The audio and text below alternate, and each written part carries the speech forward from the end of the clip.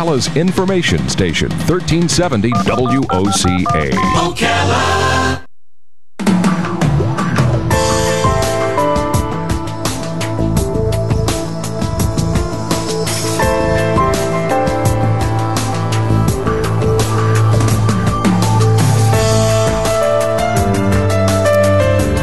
All right, 25 minutes before 10 o'clock. Football is a huge part of our culture, and this time of year, everybody is always anxious to begin watching football games. I think there was even one moved up till tonight, one of the preseason games, right, down in Tampa? Yes. Because of the storm tomorrow, right? Mm-hmm. So when we watch our football players out there on the field and you see them, running into each other, they really run into each other. And when heads collide, it is a concussion, and it's a serious issue. We've heard so much about this in recent years. I don't know exactly what is going to be the end result of this, better helmets or different rules. I'm not really sure.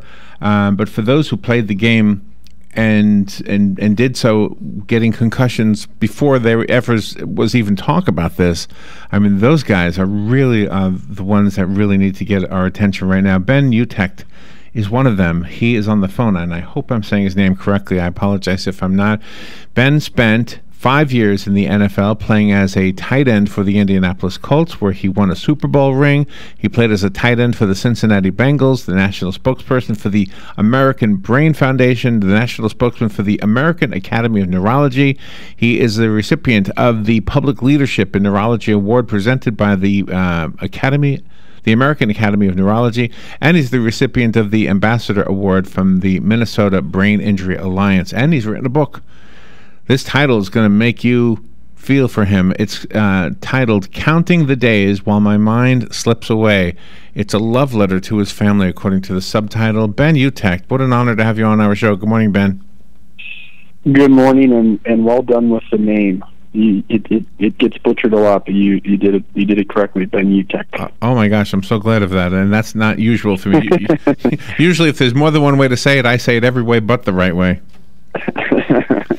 So good job. So where are you right now? Well, physically, I'm back in my home state of Minnesota, and just here with surrounded by 5 beautiful women every day. We have 4 daughters.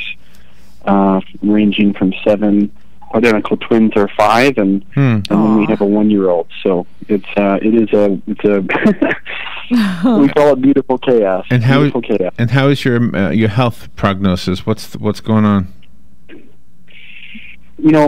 My story just revolves around the fact that I faced 5 documented concussions and walked away from the game in 2009. Because I started experiencing some memory issues. And so for the first time really in my life, I began to realize how important my memories are to the makeup of who I am. And that really changed my perspective on life. And so since then, obviously, been doing a lot of work in advocacy and have had a lot of healing. I mean, it's, obviously the book has a pretty shocking title, which comes from a song that I wrote to my wife and daughters. At the same time, I've had a lot of success with my cognitive brain training this last year. Well, that's good. My long-term memory, yeah. So there's a lot of hope, and the book takes you on that journey, and I think people will be excited, for the ending. Oh my goodness, that's so good to hear. I was so worried that something horrible was going to be at the end of this story. So, and especially when you told me you have young children. I mean, you feel for anybody who's going to lose somebody, but a young child certainly is somebody you don't want her to lose her parent. Exactly. And so you're doing okay. I'm curious about the cognitive training. What is that? Well, the cognitive training, as I went to my neurologist friends before I decided to partake in this program, and asked, is there any validity to this cognitive training? And they kind of looked at me and said, well, it's kind of common sense, in neurology that if you if you focus on specific cognitive skills and you exercise them over and over again, that you will improve them. Oh. And there's no harm that's going to be done. So I thought, well, all right, I'll give this a try. So I did a 100-hour intensive brain training program where I sat across from a brain trainer for an hour and a half, 4 days a week. Really? And they worked me so hard and really strengthened my short and long-term memory. Well, as an athlete, you're very familiar with training. So training is not new for you, but training your brain. I mean, kind of take us into the room. What happens? I mean, are you asked questions, and are you given memory games? How does it work? Yeah, there are specific exercises that you will do in order to reach certain goals, and a lot of them challenge you to kind of store memory in different ways than you typically have. An example of that would be, when you're given a number of different words, associating each word with a memory mnemonic, creating a visual storyboard or a movie, if you will, inside your mind that will connect each of the words. Now, because it's a new way of storing memory, your brain begins to use new neural pathways that maybe you haven't accessed before. And so the idea is that I won't necessarily regain memory that I've lost in the past. That was going to be a question, yeah. Yeah, but there's hope to strengthen existing and potentially, kind of groove out new neural pathways to store and recall memory going forward. Can you regain your lost memories? I don't know if this is a simplistic thought here or not, but can you regain your lost memories simply by sitting with your wife and having her tell you the memories you should have because she shares them? Well, I don't know the medical answer to that question, but over the process of writing the book, there were a number of situations where I would be working with the co-writer, and he would send me a chapter that I would go through and that we would be editing together, and there were stories that I don't know where he got them from, and he writes about this in the book, that I would call at times and say, where did this come from? I don't understand, I didn't tell you that. Oh, really? It actually was a story that came from my mom, and I remember how difficult it was to talk about a number of the football stories that were in the book, because I've just sitting in the chair talking with the writer and interviewing with him, I had a really difficult time remembering much of anything from a number of the seasons that I played in. But when he got online and pulled out statistics from a number of those games, it would trigger a memory. And then all of a sudden, once more memory came, many more came, and it was almost like the puzzle got put back together of the season. So I don't know how that. So wow. I don't know how medically that makes sense, but there were times when once a piece of the puzzle was put in place, the rest of the puzzle came, and then there were other times where there's no pieces. While you were playing during the seasons, did you have any kind of inkling that this was happening? Not really. I talked about the fourth concussion that I sustained because it resulted in amnesia, and that was the first time that memory loss had been connected to a hit that I took to the head. And that is the time where, my wife and I think for the first time realized that, okay, there's, the consequences of this injury are unlike any other. And then obviously that just continued until I had to retire. Do you blame equipment, or do you blame the sport, or is it fair to blame the sport? I don't think blame is the right word. I mean, I don't. At the same time, I think that there there was a lack of information, there was a lack of protocol and of rules in place that could have provided more protection. And so I think where we are today is leaps and bounds from where we were even 5 years ago. And so obviously the spotlight of the injury has, I think, really helped when it comes to player safety. Wow. You know, I wanted to tell you something. I don't know if this connects with you, with what you were just talking about. But Robin and I play music, and quite often we play at nursing homes, and some of those nursing homes are exclusively dementia patients. And so so we have one song in our repertoire called Hava Nagila, and if you're Jewish, you know that song very well. And so before we played it, I said to the group, I said, "Anybody in here Jewish?" And nobody said anything. I said, "Well, we got a great song that you hear in Jewish, like bar mitzvahs and things like that."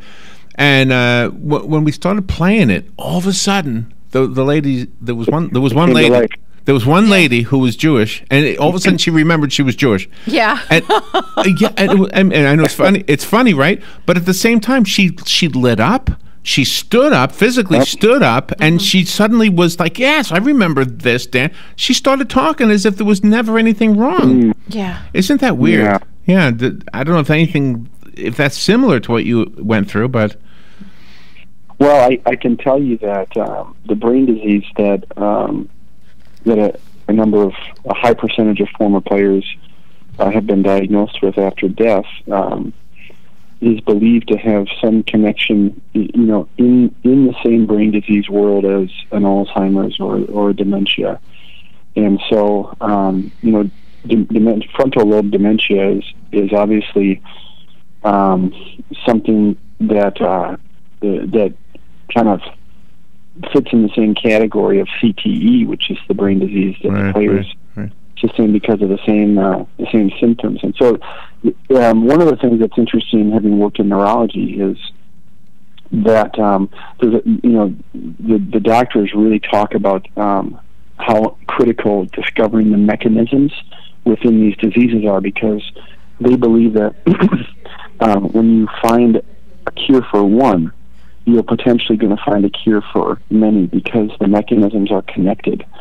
And so if we can, keep raising awareness, which I'm trying to do, especially with this book, then we can raise more money, to find cures for brain disease. And I think some of the things that you said already are a big hint that maybe what we all should be doing is these cognitive exercises.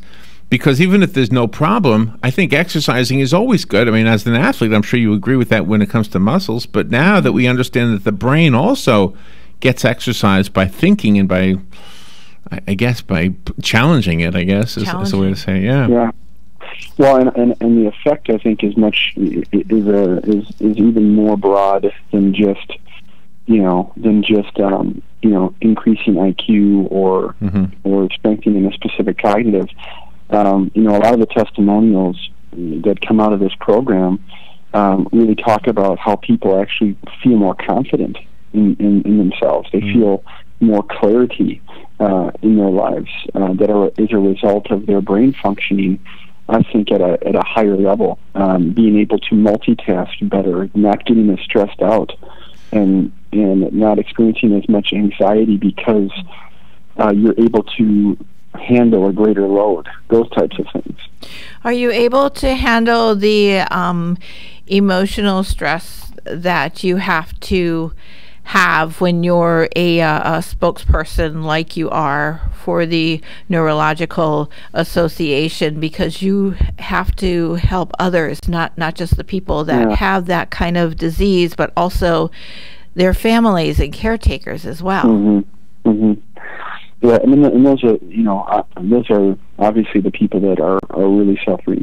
Is the caretakers, especially with brain disease, because you just kind of sit back and watch someone slowly disappear, and that's a difficult thing. And that's why we need to find those cures so that we can save that. But honestly, for me personally, my dad's a pastor, and I come from a really strong faith-based environment, and that has, just faith in God has really been an integral part of my perseverance and being able to, emotionally and spiritually handle going through the trials, because we all face trials many times. Yeah, wow, I love what you just said there, Ben. Ben Utecht is our guest, and you might know him if you're a football fan. He was he was with the Super Bowl, right? Mm-hmm. And he's got a book, Counting the Days While My Mind Slips Away. So what you've said so far sounds like, if I could make a metaphor that's probably dumb, but here it goes. It's almost like you were a fading light, and now the light isn't fading anymore. It's getting brighter again. Is that accurate?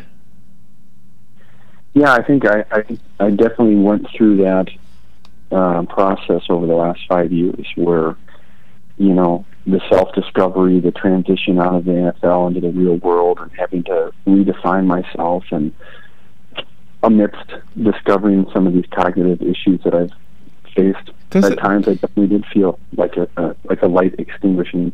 Does it affect?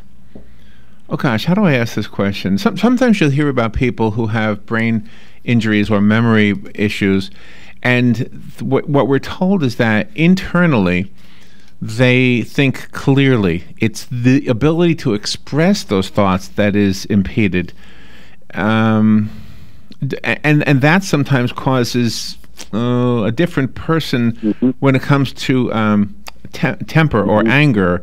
Or lack of temper, or lack of anger, things you should get angry at, you don't get angry at. Does any of that happen to you? Well, one of the things that I have complained about over the last 6 years is the frustration that has come from kind of feeling like I've been in a mental quicksand. Processing information has been more of a struggle. Just kind of feeling like I'm walking through, wet, thick, concrete. Sometimes it's been really hard, and then you're right. That's where frustration can come in, because you know what you want to say, but you can't get the words out sometimes. And I know my wife could tell you stories where, she could just see the frustration. And she could feel it, and we'd be talking to each other, and in mid-sentence I would just stop, and I would be looking at her, and I couldn't continue, because I for some reason I just couldn't get out what I was trying to say, and I would just throw my hands up and leave the room. Can I ask a really personal question, and I'm going to apologize in advance if I'm out of line here. Did you consider suicide? Oh, never. Never. No. Okay. Well, I'm glad you said that. But the reason I asked is because my notes say that you first wrote a letter, basically that evolved into a song. That the title is beautiful. You Will Always Be My Girls, but it almost sounds like you were ready to say goodbye. Well, in essence, I think when I was doing my fourth album, my producer and co-writer on the song, Rick Barron, was just encouraging me to write this letter, because it was kind of a therapeutic process I'd never gone through. And in essence, what I was doing is saying, is telling my wife and daughters, how much I love them, if in fact the worst case situation does come 20 years from now. And if my concussion history results, in more serious situation in the future, I wanted to be able to tell them how much I love them. Right. Well, then, what? That's a wonderful letter to write. We should all write those letters. What if you had sons? Would you persuade them to not get into football? Yeah, I would. My advocacy position on that, only as a parent, has been that because a child's most important brain development years are ages 2 to 12, I would conservatively find other athletic options outside of contact sports like football until that age 12, and then we would enter into those obviously with the right understanding and make decisions based upon that. Ben, Robin just handed me a note. I didn't realize we had to end it 5 minutes before the top of the hour. I so enjoyed this conversation. Thank you. I mean, you are an inspiration in so many ways that you might not even realize. I think writing the book is outstanding. I wish I knew more about your music career. I'm fascinated by that too. Ben, can you give us a website or a way to get the book? Sure. Well, we've got the information on my website, which is ben-utecht.com, where you can find all the different distribution sites. You can find "You Will Always Be My Girls" on iTunes, and the music video is on YouTube, which went viral a couple of years ago, and I think is really helping. As you know, because you do this with music. Music has a unique ability to kind of reach into the heart in ways that only music can do, and so this is all designed to help people and to raise money to find cures for brain disease. So, well, Ben, I just went to your website, and you are a good-looking guy, and I'm not gay. I'm just saying you're a good-looking guy. You see, Robert, look at this picture. Look at how he's a nice-looking guy. Look at that. Oh, he sure is. Wow. He's a movie star. Yeah, he's a rocker. You're not going anywhere soon. You're fine. That's right. All right. Counting the days while my mind slips away. Get the book. Listen to the music. I can't wait to hear your music now. Ben, apologize to your publicist. I went over about 2 minutes. Thank you so much. Oh, you're fine. You're fine. Thank you for being on the air with us today. You're welcome. All right. We will be right back. The weather is brought to you by myfwc.com. Safe boating is no accident. Variable cloudiness and humid on this Wednesday with a couple of showers and a heavy thunderstorm around, especially in the afternoon, high 84 to 88. Mostly cloudy and breezy and humid Wednesday night with a couple of showers and a thunderstorm, though 74 to 78.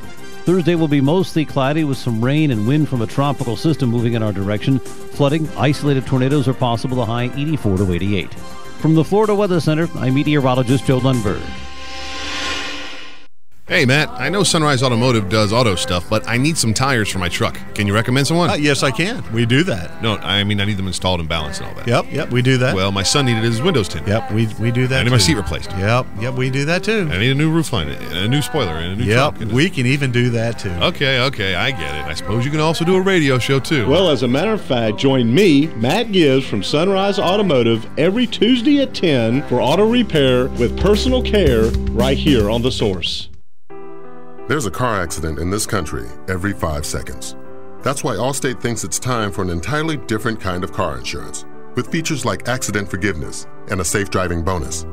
It's called Your Choice Auto, and it's only from Allstate. Are you in good hands? You deserve better. Sign up for Your Choice Auto from Allstate. Call the McDonald Agency today at 622-2333. Features are optional and subject to terms, conditions, and availability. Allstate Insurance, Northbrook, Illinois. Hey, this is Matt Wilkerson with Verizon. Do you have teenage drivers or elderly parents that drive? I have what you need. It's the new Hum device by Verizon. Plugs directly into your car and sends alerts to your cell phone on the location, speed, and driving habits. And you set boundary alerts. You can call and speak live with an ASC certified mechanic. And if you have an accident and can't respond, Hum will automatically send for help. All this and more for just $10 a month. And if you're in Marion County, I'll even deliver and set it up for free. Call me 352-528-0020. It's rodeo time in Ocala. The 34th annual Ocala Shrine Pro Rodeo returns to the Southeastern Livestock Pavilion September 2nd and 3rd. 7:30 nightly, cowboys ride to help children walk with all the major events of pro rodeo. Get your tickets now for broncs, bulls, and babes, cowboys, cowgirls, and you. September 2nd and 3rd, the Ocala Shrine Pro Rodeo. Don't miss it. WWWOCA,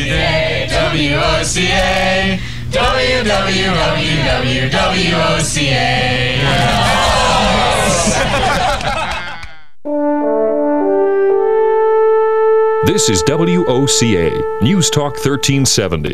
Broadcasting from the Paddock Mall Studios, this is WOCA, Ocala, Gainesville, The Villages, 1370 AM, 96.3 FM, The Source.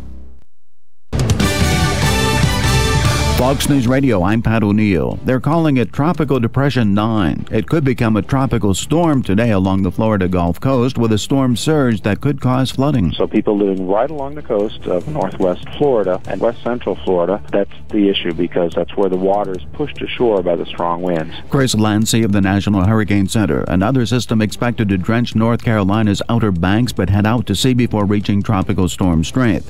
There's been a lot of talk against establishment politicians, but a few Republicans and a Democrat in that category fared well in primaries last night. In Florida, Marco Rubio won his primary by over 50 points. A bit closer for Debbie Wasserman Schultz. The Congresswoman only won by about 13 points. In Arizona, Sheriff Joe Arpaio won by double digits. John McCain survives the toughest primary battle of his career by about a dozen points. Fox's Ed Henry. Fox News. We report, you decide.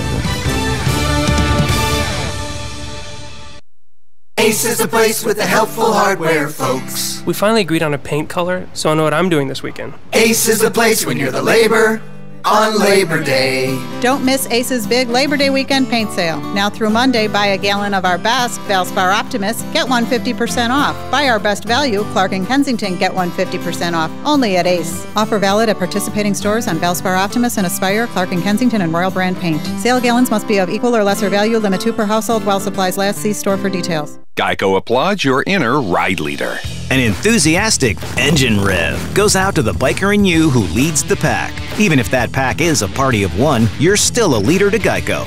To prove it, Geico will insure your motorcycle with great rates and 24/7 customer service. And with Geico by your side, you're never cruising solo. Which means you've just been nominated as a real ride leader. Congrats! The smell of fine leather and trailblazing is in your future. Geico Motorcycle. See how much you could save. Today in Florida Ag News from a Southeast AgNet, USDA's Natural Resources Conservation Service encourages farmers and landowners across the Southeast who have yet to try their new secure online portal, Conservation Client Gateway, to do so. James Tillman, NRCS Southeast Regional Conservationist, says this is a way to take care of business through NRCS without having to drive to a local office. They can go into the system. Instead of coming to our office, they can work electronically and take care of their business online. We're working and meeting producers where they are. For those who do not have a system, we're working with them in that particular process.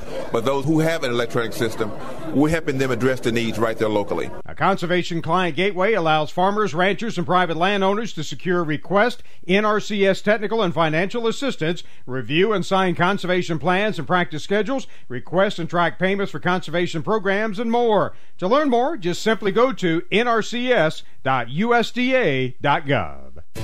Citrus growers, to ensure your trees get the nitrogen they need, listen to this message from Tessenderlo Curly Southeastern Sales Rep Ed Lowndes. Ensure is a controlled release nitrogen form. It's 2800. 72% of that 28% nitrogen is controlled release nitrogen. So when you put it out in the citrus tree, you'll get 45 to 60 days extension of the uptake of the nitrogen from Ensure. Applications of Ensure will help the trees absorb the micronutrients that we're all trying to put out on our groves today. There's 3 pounds of nitrogen per gallon in Ensure. Our rates would be 1 gallon to 1.5 gallons per acre each time the grower sprays. This guarantees him uptake, helps the tree to absorb the nutrients that they're putting out, and gives the tree an extra boost in nitrogen. Ask for the Ensure product by name. It's part of the Crop Vitality product line from Tessenderlo Curly.